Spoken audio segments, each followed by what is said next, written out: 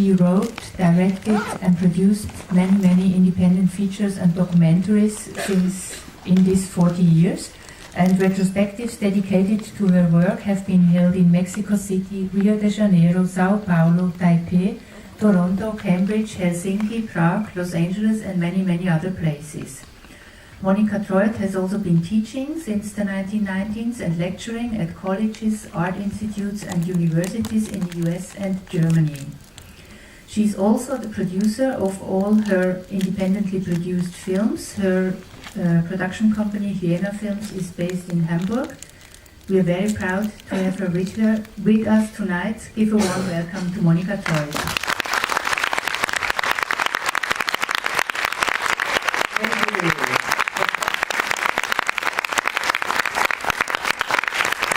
Thank you very much for having me here at the retrospective. I think it's a great idea to show films made by women, which were very scarce at the time when I started. And well, it has changed. Times have been changing, thank God. So, and we have many more films by women by now. The film you're going to see, Female Misbehavior, is in a way, we see different stations of your work. It's compiled of 4 episodes of films that were shown as short or middle-length films back then. Could you say something about the 4 episodes? Yeah, so the first film, Bondage, was made in 1983, and I just finished my PhD in Germany. And I was in a very horrible state, and I was depressed, and academia was not my thing, and so I went to New York, and I mixed with the lesbian sex mafia people in New York, and it was not too easy to get them to be on camera. But it was pretty much the first year in the US where, in New York specifically, lesbian sadomasochism was allowed into the gay pride parade. Up until then, it was not really the thing to do for lesbians to have sadomasochistic fantasies or practices. And so I just did this short thing in New York back then with a terrible camera. So it's, I think it was a pneumatic, horrible big camera, which the quality of the camera is worse than by a cheap cell phone these days. So it was a terrible time. So everybody who is younger, you are blessed to have all these gadgets right now. And the second film I made back in '89 with Annie Sprenkel, who incorporates, she embodies another taboo of the women's movement. She used to be a sex worker.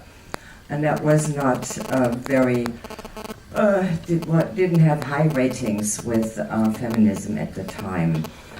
So Annie has changed quite a bit from a sex worker to a performer, to a writer, to a filmmaker, to a lecturer. She's just amazing, and now she is working with her partner, Bess Stevens, in film, and they just made a fantastic film about water. It's called Water Makes Us Wet.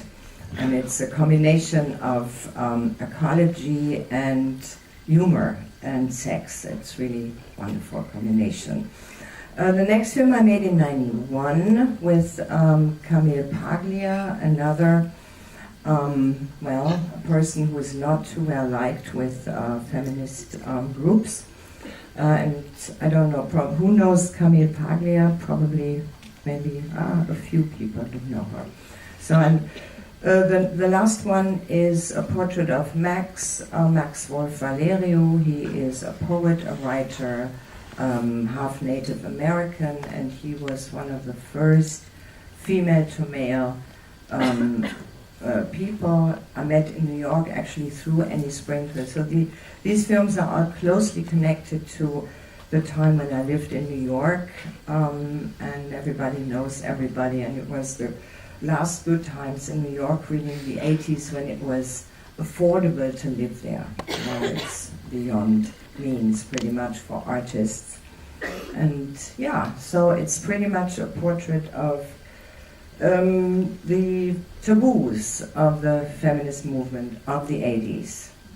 what we found very fascinating watching Max was how close you get to the persons you are portraying in your film. So how long does it take you to get so close to a person like Max, or how do you approach them?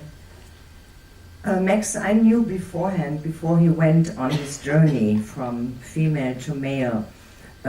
He was actually an extra in one of my feature films in Virgin Machine, which we shot in San Francisco.